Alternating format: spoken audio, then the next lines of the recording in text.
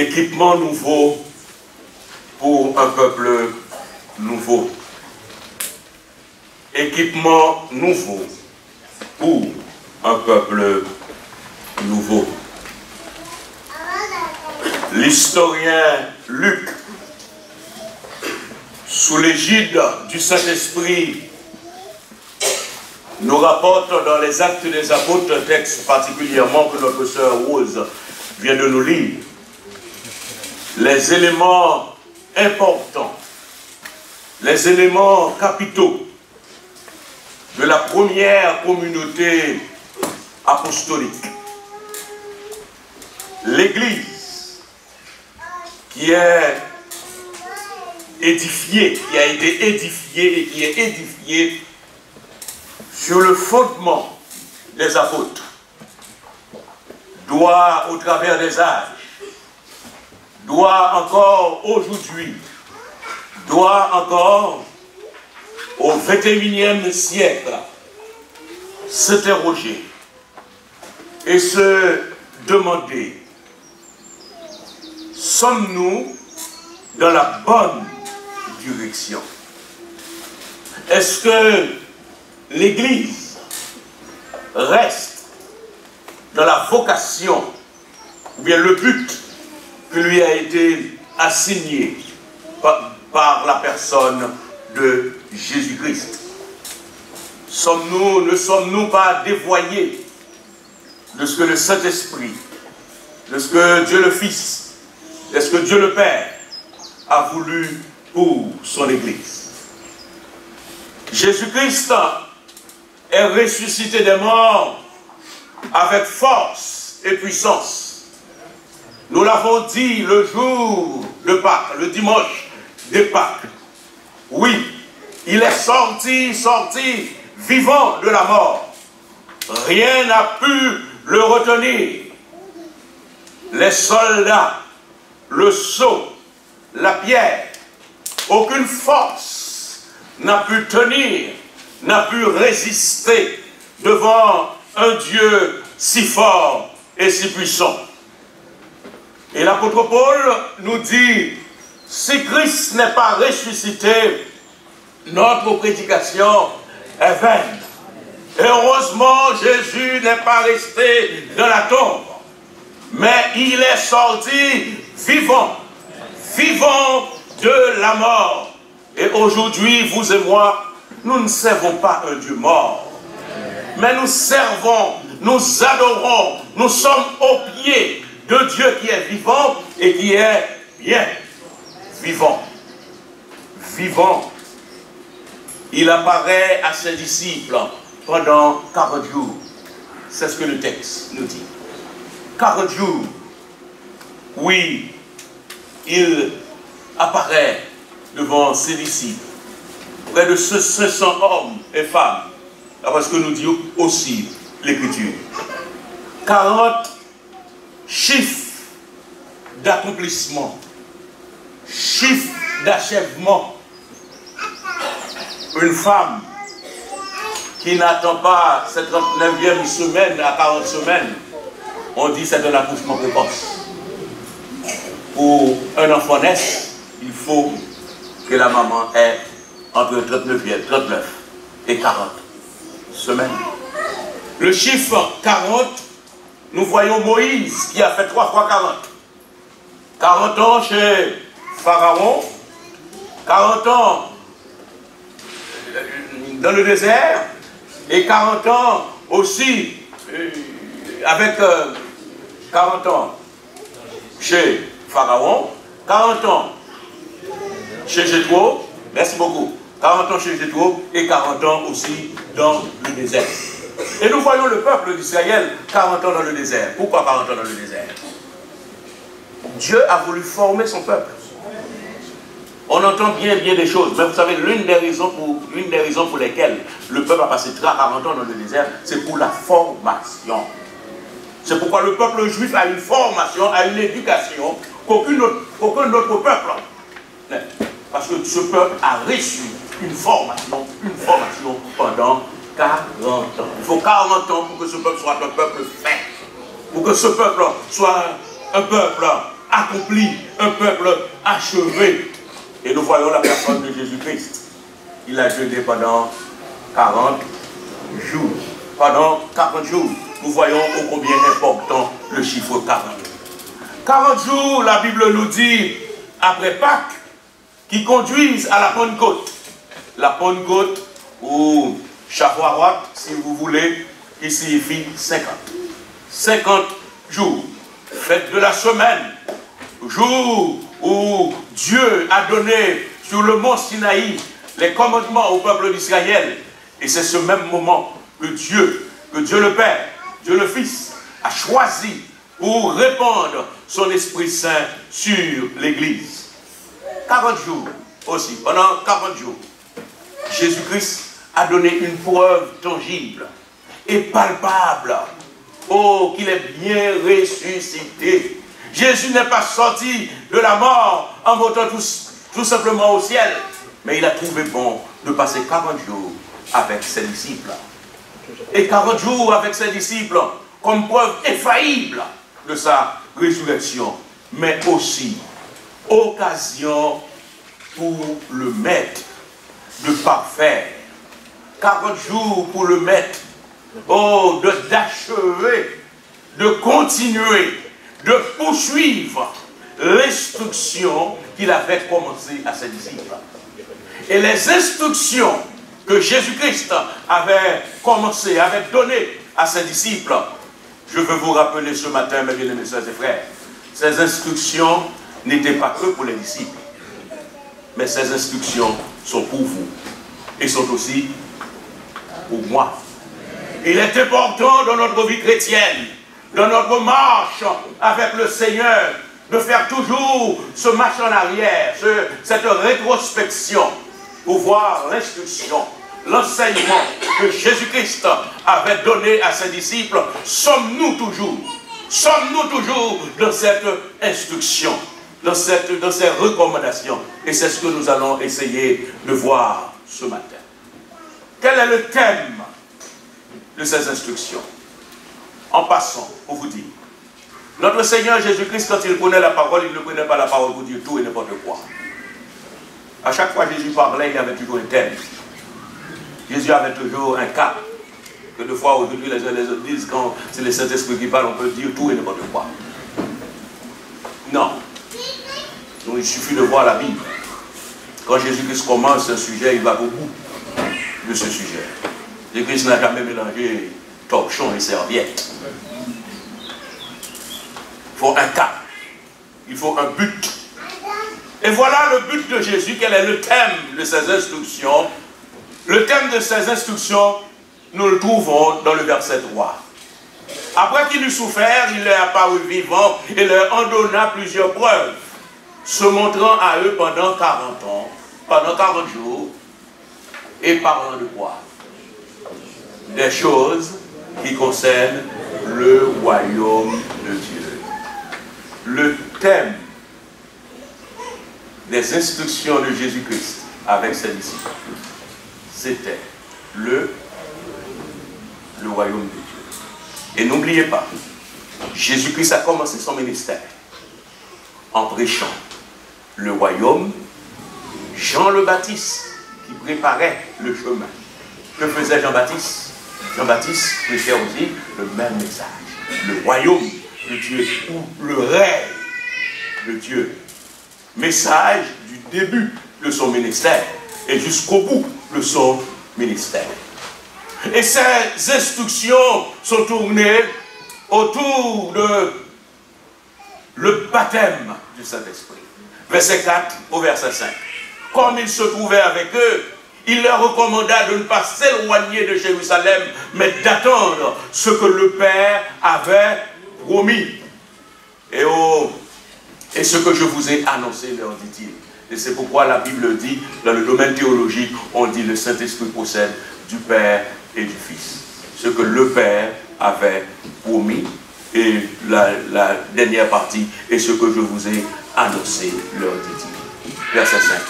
Car Jean a baptisé d'eau, mais vous, dans peu de jours, vous serez baptisés du Saint-Esprit. Le message le thème de l'instruction de Jésus-Christ, le royaume de Dieu.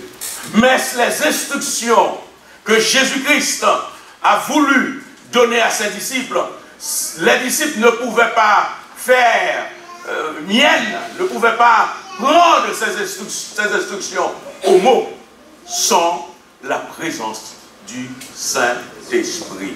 Et remarquez, le verset 5 nous dit, car Jean a baptisé d'eau. C'est le baptême, c'est la chose extérieure. C'est ce que l'homme peut faire, le baptême d'eau. Mais vous, dans peu de jours, vous serez baptisés du Saint-Esprit.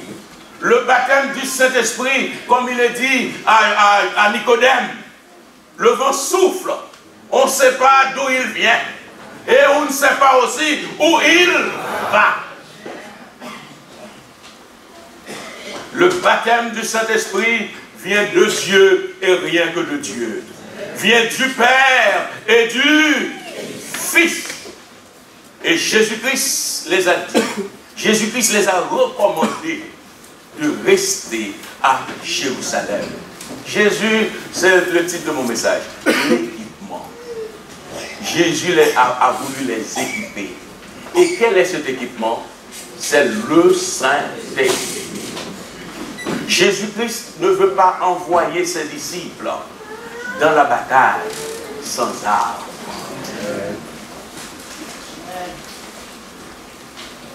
Les disciples ne peuvent pas partir en mission s'ils ne sont pas armés. Il est indispensable, ô combien indispensable d'être armé. Mais qui va les armer? Est-ce que Jésus-Christ va laisser à n'importe qui de les armer? Non, loin de là. Mais c'est lui-même. Amen. C'est lui-même qui est engagé de les armer. C'est lui-même qui est engagé de les équiper. Oh, premièrement. Deuxièmement, bien-aimés sœurs, bien-aimés frères, n'oubliez pas, Jésus-Christ est venu dans le monde. Et venant dans le monde, le Saint-Esprit nous dit, la Bible nous dit que Jésus-Christ a été loin du Saint-Esprit. En venant dans le monde, Jésus-Christ a été loin du Saint-Esprit. D'où Ésaïe au chapitre 61, l'Esprit de Dieu est sur moi, car il m'a loin. Et c'est de même aussi, le Seigneur Jésus ne va pas envoyer quiconque en mission sans l'onction. Ah, l'église d'or. On ne peut pas partir en mission, on ne peut pas être dans le champ de Dieu, dans le travail de Dieu, sans onction. Si on est dans le travail de Dieu, dans le champ de Dieu, sans onction, on va pouvoir rien faire. Ça va devenir une corvée, rien qu'une corvée. Si vous attendez, c'est un homme.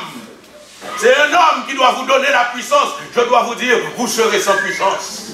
Car aucun homme n'a la puissance pour communiquer à quiconque. Mais celui qui a la puissance s'appelle Jésus. Et c'est Jésus qui doit nous équiper. Et Jésus tient à nous équiper avant de prendre la décision, avant de dire je suis prêt pour y aller. Nous devons demander à Dieu, j'ai besoin d'être équipé. J'ai besoin d'être équipé. Équipé pour accomplir les instructions au sujet du royaume de Dieu. Le royaume de Dieu. La préoccupation immédiate. Oh Dieu ressuscité.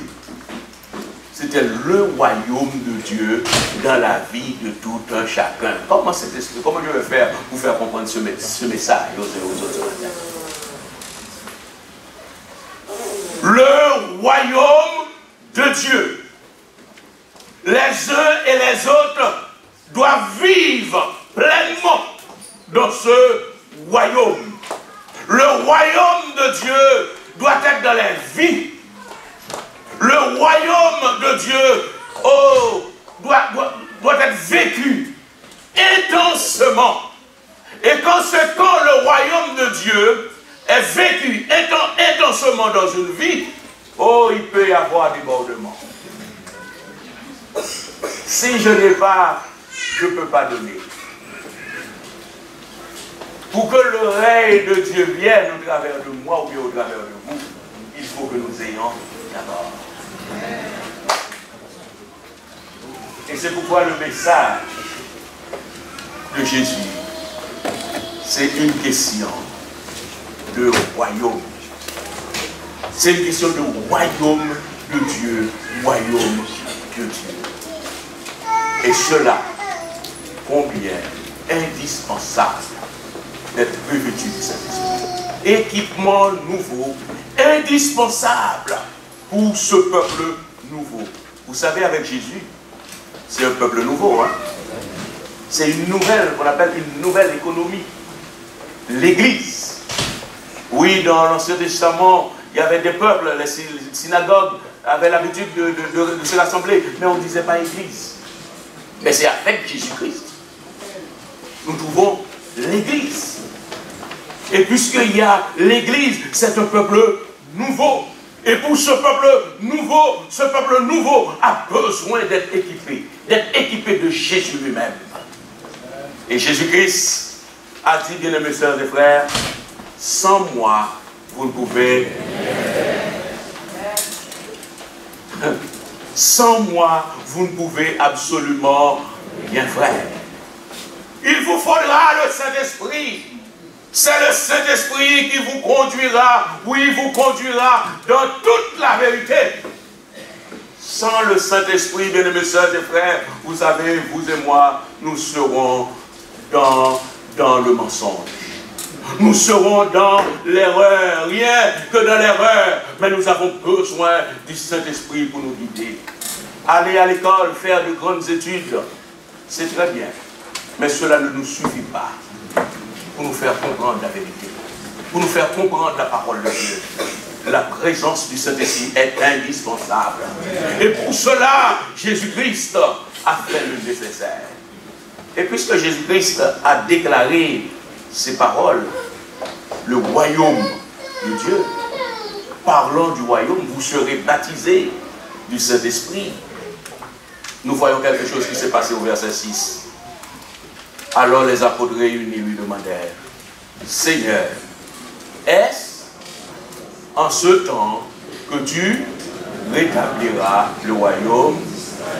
Voilà, Jésus-Christ est en train de leur parler du royaume de Dieu. Mais les disciples, eux, ils veulent savoir quand est-ce que le royaume en Israël va être établi. Comme vous et moi, avec l'esprit critique que nous avons, nous pouvons dire, mais ces disciples n'ont rien compris. Vous savez, Dieu, si j'étais là, je n'allais pas faire mieux. Et vous aussi, si vous étiez là, vous n'allez pas faire mieux. Et les disciples, c'est une question légitime, hein? C'est une question appropriée. Vous allez dire comment nous allons comprendre cela. Comment la question des disciples était appropriée. La question des disciples, c'était une question logique. Essayons de comprendre.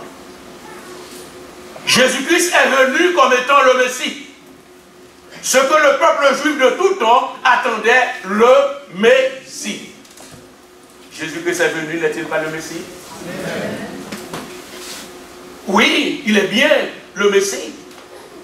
Il est le fils de David. Dimanche dernier, dans la prédication, nous voyons que de David, il va sortir une corde,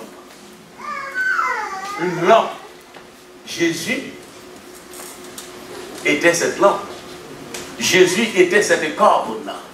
De David, il va avoir une corde, c'est-à-dire un roi. Jésus-Christ est bien le roi. Et les disciples ont vu cela. Les disciples ont constaté cela. Et d'autre part, bien-aimés sœurs, bien-aimés frères, Jésus-Christ est venu pour racheter la race humaine du péché. Jésus-Christ ne l'a-t-il pas fait? Jésus-Christ l'a fait en allant à la croix. À la croix, Jésus-Christ a pris nos péchés. Jésus-Christ est mort, bien mort, à notre place. Pour les disciples qui étaient là, Il comprenait, Jésus était bien le Messie. Jésus devait prendre nos péchés. Oui, à la croix, qu'est-ce qu'il a fait? Il les a pris. Et il est mort à notre place. Et chose plus importante encore, Jésus est ressuscité. Jésus est sorti vivant de la mort. Et en sortant vivant de la mort, qu'est-ce qu'il fait? Il donne la vie éternelle. Quiconque croit en Jésus a la vie éternelle. Mais maintenant les disciples peuvent se demander, si tout est réuni, qu'est-ce qui empêche maintenant que le royaume soit établi en Israël? Que tous les peuples de la terre sachent que ce peuple, c'est le peuple choisi. Toutes les conditions, j'espère que vous me suivez, toutes les conditions pour les disciples étaient réunies, étaient rassemblées pour que, qu'enfin, le royaume en Israël soit là. Il est temps. Les disciples pouvaient dire, oh, ça fait longtemps que nous souffrons. Ça fait longtemps que nous subissons tout et n'importe quoi. Le moment est venu. Le moment est venu, en fait, pour notre peuple. Oh, de finir de souffrir. Que reste-t-il si ce n'est établir le royaume? Et vous savez, avec Jésus, puisque chez notre Seigneur Jésus, comme Sœur Betty disait dans l'adoration de ce matin, il y a toujours du nouveau avec lui. Ah, les questions peuvent paraître pertinentes, mais Jésus-Christ a toujours quelque chose à enseigner. Jésus-Christ a toujours quelque chose à transmettre. Et ce qui est formidable avec le Saint-Esprit, un verset, on lit tout le jour, mais à un moment donné, à une minute donnée, le Saint-Esprit veut nous éclairer autrement sur ce verset. Et voilà, c'est ce qui s'est passé ce jour-là avec les disciples. Une innovation. L'innovation, le verset 7, Jésus leur dit tout simplement, ce n'est pas à vous de connaître les temps ou les moments que le Père a fixés de sa propre autorité. Le verset 7. Jésus veut les faire comprendre. Il y a une étape à franchir. Une belle étape à franchir. Le ressuscité veut, avant, suivez-moi, avant l'établissement du royaume en Israël, royaume gouvernemental, royaume extérieur, Jésus veut d'abord que son royaume soit spirituel. Est-ce que vous me suivez? Que son royaume soit spirituel. Et non seulement spirituel, mais que son royaume soit éternel. C'est-à-dire que, en dedans, à l'intérieur des cœurs, ce n'est pas une question de faire voir. Il y a un serviteur cette semaine, pas un serviteur, un homme qui vient de sortir un album. C'est Maxime Le Forestier. J'ai entendu dans les informations. Qui dit c'est l'être. Son album c'est l'être et le paraître. Vous savez que des fois nous sommes accrochés au paraître. Pour faire voir. Et j'ai entendu l'annonce, je dis oh là là, c'est joli ça. L'être et le paraître. On aime bien se faire remarquer. On aime bien dire, comme c'est mon message dimanche dernier, on aime bien qu'on dise c'est lui. On aime bien qu'on dise c'est elle. Et si on ne dit pas c'est elle ou c'est lui, on est découragé. L'être. Et le paraître. Mais vous savez, comme Maxime Le Forestier, c'est mon plus vieux, il a fait avec le temps. Le paraître ne sert pas à autre chose. C'est que du vent. Du vent, oui, que du vent. L'important, c'est l'être. Ce qu'on est.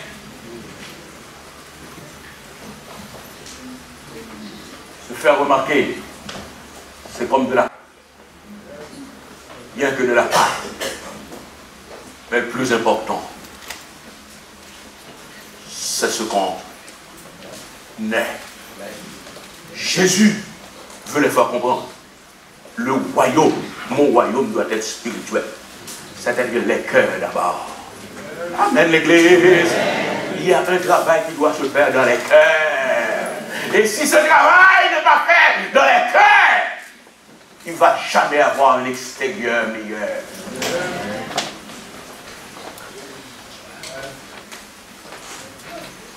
Avant l'établissement, suivez-moi l'Église de Jésus-Christ, le royaume spirituel, le royaume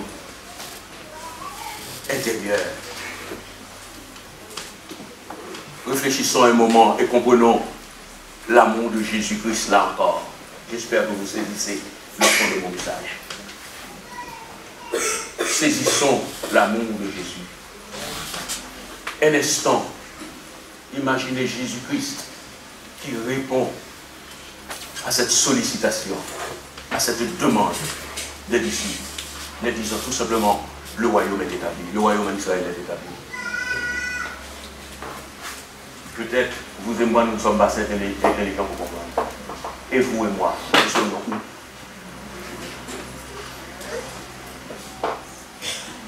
Si le royaume d'Israël était établi, vous et moi, où serions-nous? Là, Jésus est en train de le faire comprendre. Le royaume d'Israël sera établi, mais pas maintenant. Jésus leur donne l'ordre des choses. Jésus leur donne un plan. J'espère que tout le monde suit. Tout le monde me suit. Jésus leur donne un plan. Quel est le plan? Le plan, c'est d'abord recevoir le Saint-Esprit. Est-ce que vous êtes avec moi, l'Église? Le plan, c'est recevoir le Saint-Esprit. Deuxième étape du plan, c'est tout simplement que l'évangile soit répandu à toutes les nations. Amen, l'Église. Le verset 8, c'est le verset 8 que je résume là. Vous recevez une puissance. Le Saint-Esprit sera. Est-ce que vous êtes avec moi? La première étape, c'est que vous recevez le Saint-Esprit. Et après avoir reçu le Saint-Esprit, vous serez même. Où? Où? Où? Où?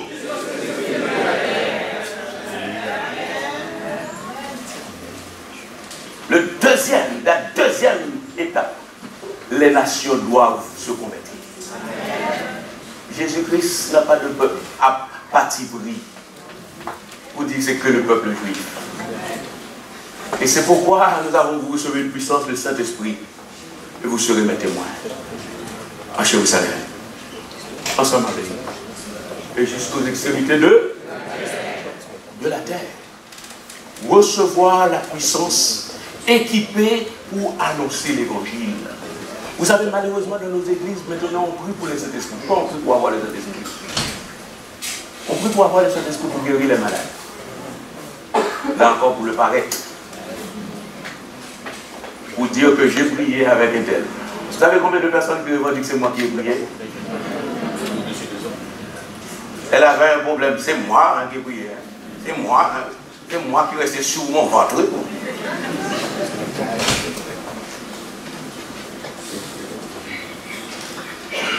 Vous avez remarqué pourquoi tout le monde qui demande le Saint-Esprit, c'est pour faire quoi? C'est pour qu'on parle d'eux. C'est pas pour la gloire de Dieu que des fois. Mais quand on reçoit la puissance du Saint-Esprit, on veut sauver les âmes.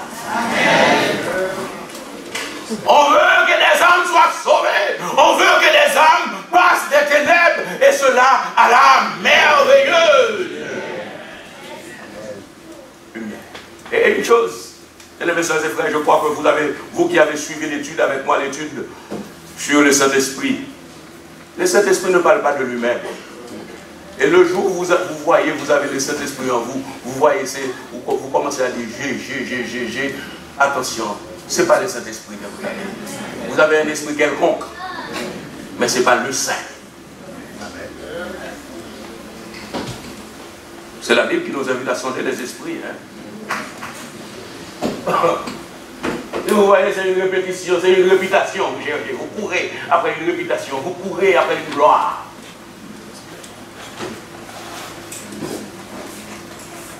Ce n'est pas le bon. Vous n'êtes pas animé du bon l'esprit. Oui, le royaume va s'établir en Israël. La Bible dit, nous voyons le texte. C'est pourquoi le texte jusqu'au verset 14, j'ai demandé à Rose de lire.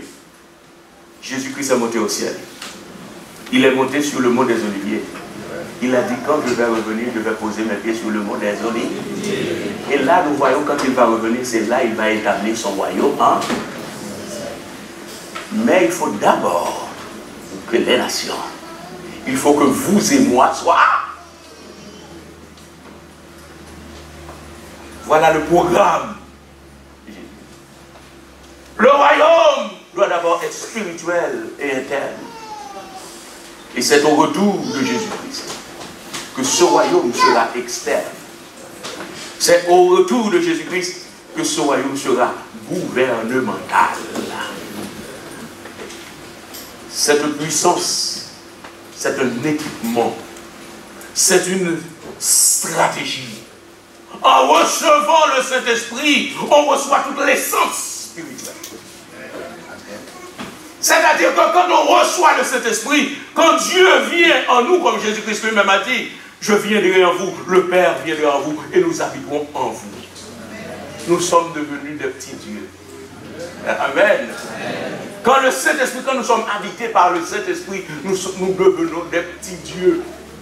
Et il y a ce verset combien fort qui nous parle. Quand on reçoit, quand on a le Saint-Esprit de Dieu en nous, nous avons une manière d'autre de penser. Nous avons une manière différente de voir les choses.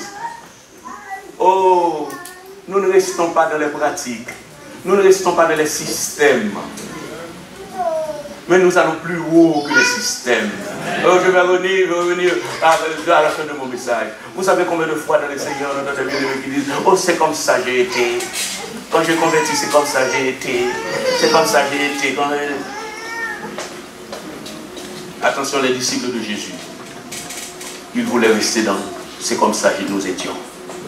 Mais Jésus vous a chamboulé les choses. Quand le Saint-Esprit de Dieu vient en nous, il y a un chamboulement total. Il y a un chamboulement radical. On n'est plus dans les rythmes, on n'est plus dans les... Mais on est là pour faire la volonté de Dieu. On marche dans les voies de Dieu. Ce que Dieu nous demande de faire, c'est ce que nous faisons. Et chaque jour, peut-être, bien aimé, je dois bénir le Seigneur. Vous le savez très bien. Je suis sur une mission, la mission Baptiste du sud d'Haïti. Et chaque fois, je bénis le Seigneur parce qu'il a permis que j'ai laissé Haïti. Parce que si j'ai resté en Haïti, je serais pasteur de la mission. Je marcherais aux ordres d'une mission, pas aux ordres de ce que la Bible recommande. Et chaque fois, il faut bénir le Seigneur quand on n'est pas à l'ordre d'une mission, mais on est à l'ordre du Saint-Esprit. Et béni soit l'Éternel, 25 ans, je suis pasteur de cette église. Je n'ai jamais demandé un jour de me donner 1 euro. Si on veut me donner 1 euro, on me donne. Le jour où vous me cassez les pieds, vous ne voulez pas que je prêche l'évangile, je vous laisse.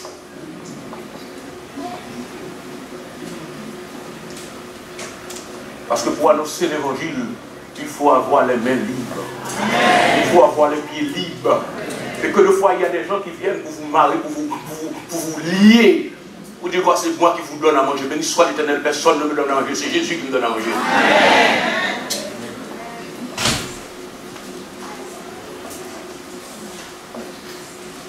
Quand on est lié par quoi que ce soit, on parle pour faire plaisir à certains. Mais quand on sait c'est le Saint-Esprit qui vous dirige, vous parlez, ceux qui veulent être contents, soyez contents. Et vous qui voulez être fâchés, fâchez. Parce que pour le veuille ou non, la parole de Dieu, c'est une épée à tes doigts. Tout le monde ne peut jamais être content. Et je continue cette démarche. Romains chapitre 14, verset 17 au verset 20. Oh, pour vous qui appuyez sur certaines choses. Romains 14, 17, 20. Ah, joli. Vous savez, nous sommes ici le temps, on a des écrans un peu partout comme à Saint-Denis. Voilà le texte. Car le royaume de Dieu, ce n'est pas... Est-ce que vous faites attention, mesdames et sœurs et frères? Car le royaume de Dieu, ce n'est pas le manger et le boire. Mais quoi? La justice, la paix et la joie. Par quoi? Par le Saint-Esprit. Celui qui sert Christ de cette manière est agréable à Dieu et approuvé des hommes. Ainsi donc, recherchons ce qui contribue à la paix et à l'édification mutuelle. Pour un aliment, n'étais-tu pas l'œuvre de Dieu? À la vérité, toutes choses sont pures, mais il est mal à l'homme quand il mange de devenir une pierre d'achoppement.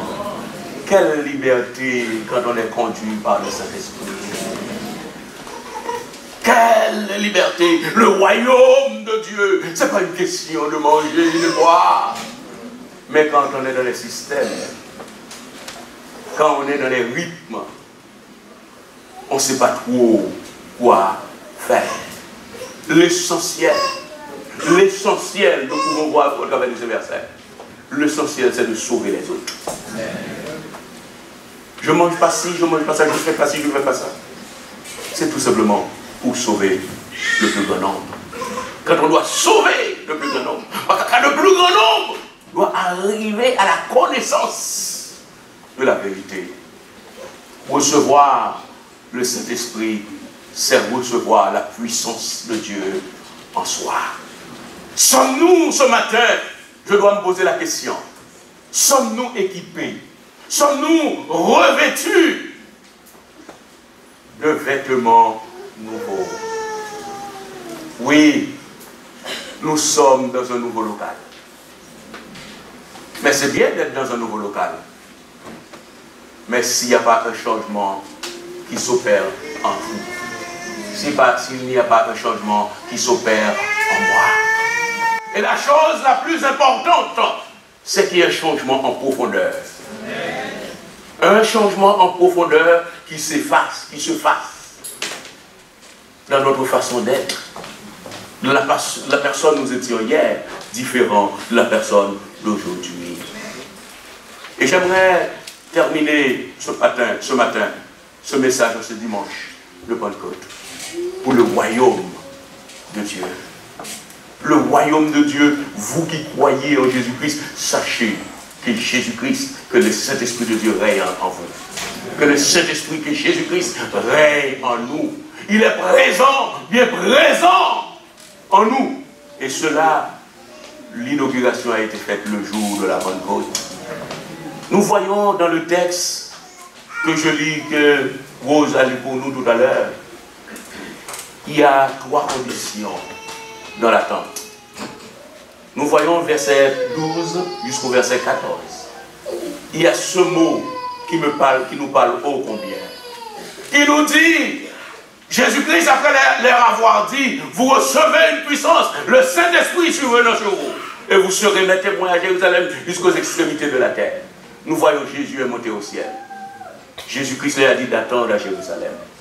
Et au verset 12, alors ils retournèrent à Jérusalem. Tous les disciples, sans distinction.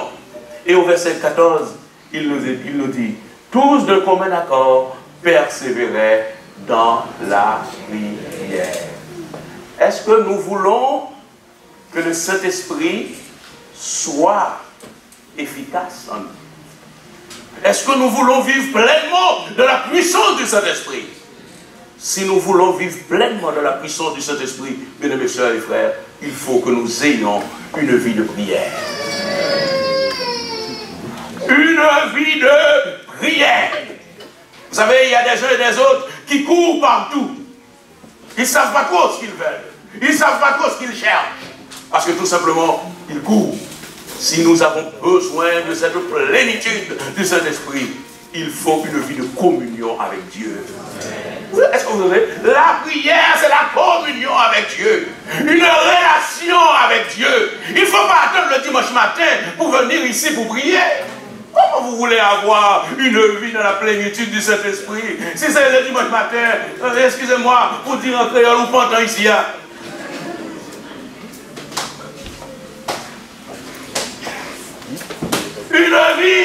Une vie de prière, c'est ce qui nous conduit, oh oui, dans une vie de plénitude du Saint-Esprit. Et nous voyons ces disciples étaient dans la prière, c'est-à-dire dans la communion avec Dieu.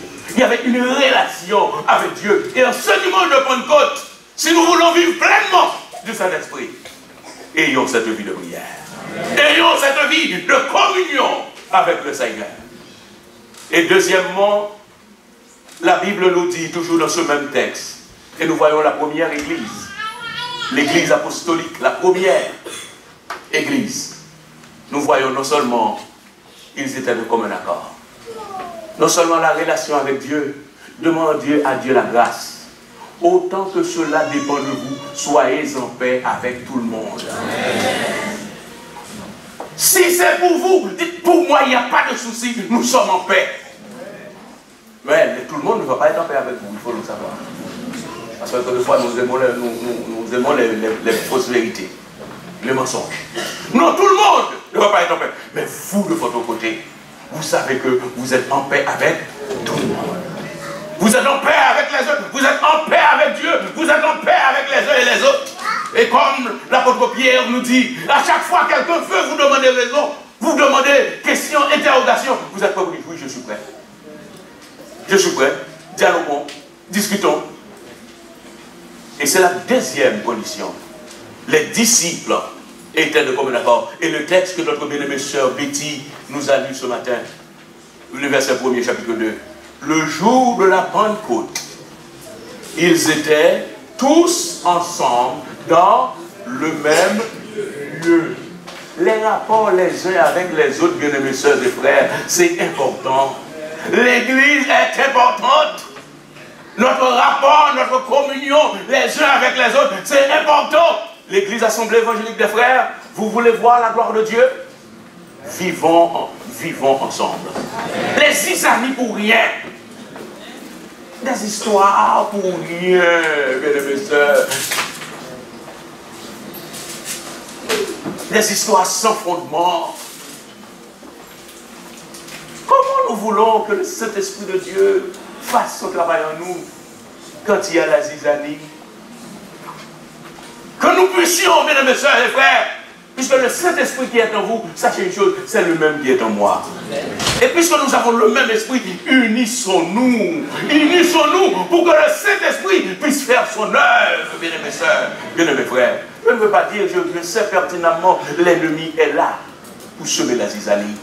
Mais une chose, je ne peux pas accepter à chaque fois vous dites c'est diable, c'est diable, c'est diable. C'est nous qui devons changer. Amen. Il y a quelque chose en nous, nous devons faire un travail en profondeur en nous pour dire non, là c'est pas le diable, mais là c'est moi, c'est l'homme charnel. Un accord entre nous.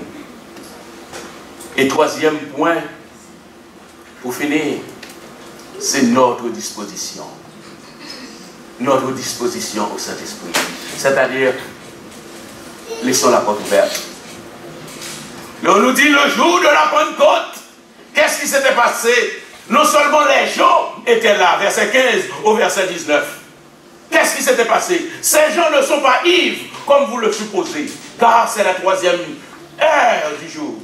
Mais c'est ici ce qui a été dit par le prophète Joël. Dans les derniers jours, dit Dieu, je répandrai de mon esprit sur toute chair. Vos fils et vos filles prophétiseront, vos jeunes gens auront des visions et vos vieillards auront des songes. Oui, sur mes serviteurs et sur mes servantes, dans ces jours-là, je répandrai de mon esprit et ils prophétiseront. Vous savez, pour que cela se fasse, il faut que je sois disponible. Pour que cela se fasse, il faut que vous soyez disponibles. Ces hommes et ces femmes, oh oui, ils n'avaient pas peur, ils n'avaient pas de crainte. C'est hier, je crois, sur Betty, le message qu'elle a envoyé peut-être tout le matin aux uns aux autres. C'est ce texte-là qui nous dit, Dieu ne nous a pas donné un esprit de timidité, mais c'est un esprit de force, Quand nous laissons ouverts, quand nous restons ouverts au Saint-Esprit, le Saint-Esprit fait de nous ce qu'il veut. Ce qu'il veut, rien ce qu'il veut.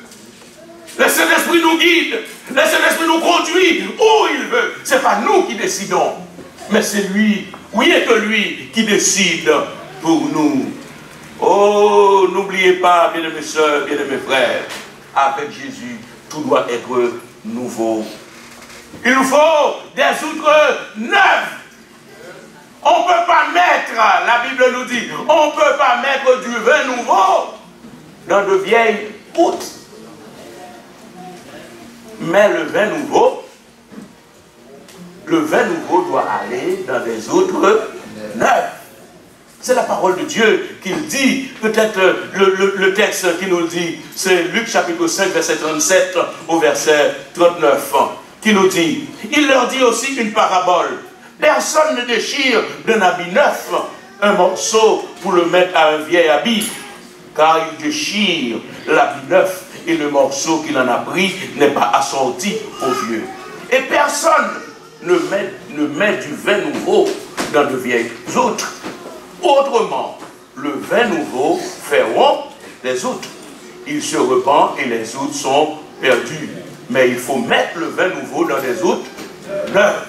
Et personne, après avoir bu du vin vieux, ne veut du nouveau, car il dit, le vieux est bon. Équipement nouveau pour un peuple nouveau. Puisque l'équipement nouveau pour un peuple nouveau, le Saint-Esprit veut embraser son Église. Mais il faut que le récipient, c'est-à-dire vous et moi, soit prêt, soit disposé, soit neuf pour recevoir le vin nouveau. L'explication, tout simplement, bien-aimés sœurs, bien-aimés frères, en Israël, c'est une parabole.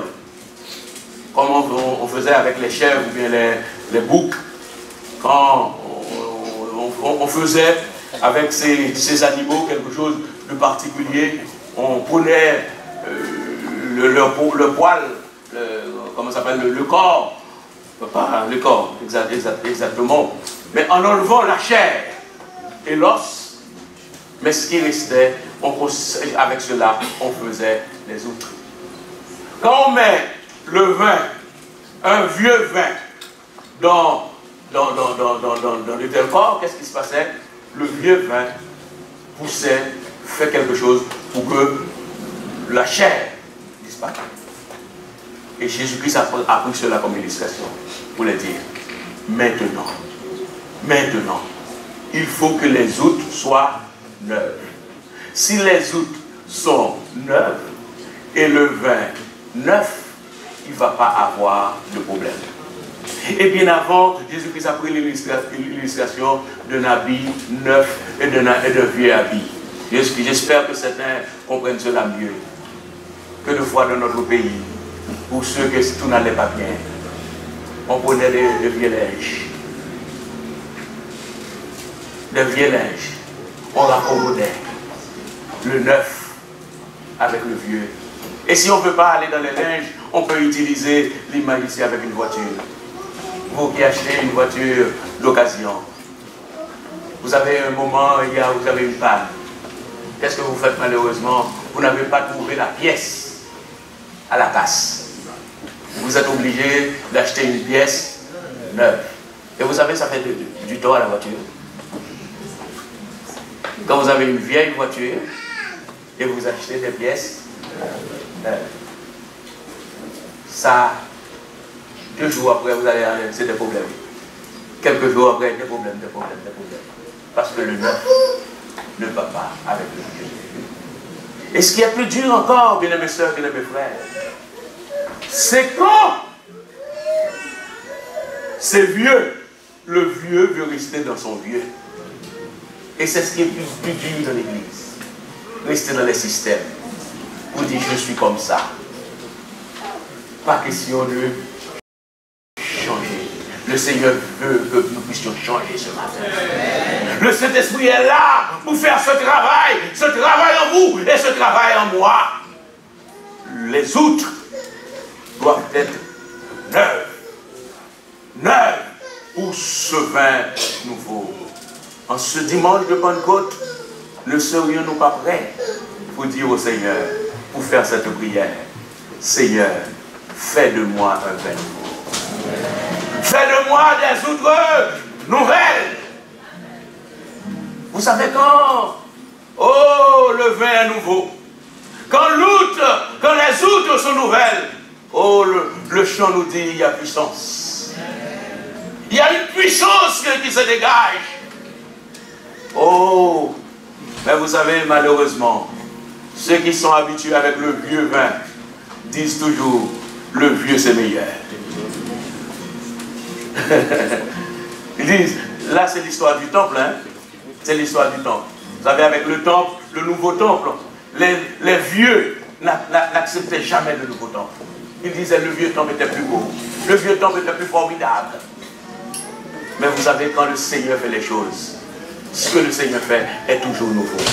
Et non seulement ce que le Seigneur fait est toujours nouveau, c'est toujours bon. Et c'est à vous et à moi de nous ouvrir, de dire au Seigneur, Seigneur, je veux ce vin nouveau. Mais l'histoire éternelle, oh oui, aux noces de Cana, il y a quelque chose qui s'est passé. Il n'y avait plus de vin.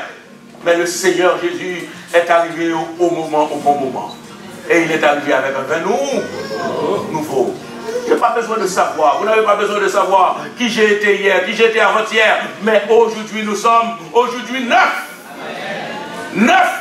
juin 2019. Dieu veut un équipement nouveau pour moi. Je veux un équipement nouveau pour vous. Dieu veut faire de vous et de moi. Oh, ce texte fait de vous et de moi la réalité de ce texte. Si quelqu'un est en Christ, il est une. Les choses, et voici toutes choses sont devenues nouvelles. Oh oui, le royaume de Dieu. Nous sommes à l'œil. Et si nous sommes à l'œil, il faut que nous soyons ce vin nouveau. Ce vin nouveau pour distiller, pour répandre dans cette ville, et non seulement dans cette ville, mais dans tout le 77, pour répandre cette odeur de vie qui vient de la personne de Jésus-Christ. Dans cet esprit, oui Seigneur, je veux un vin nouveau. Un vin nouveau, et cela à la gloire de ton Seigneur. Soyez bénis.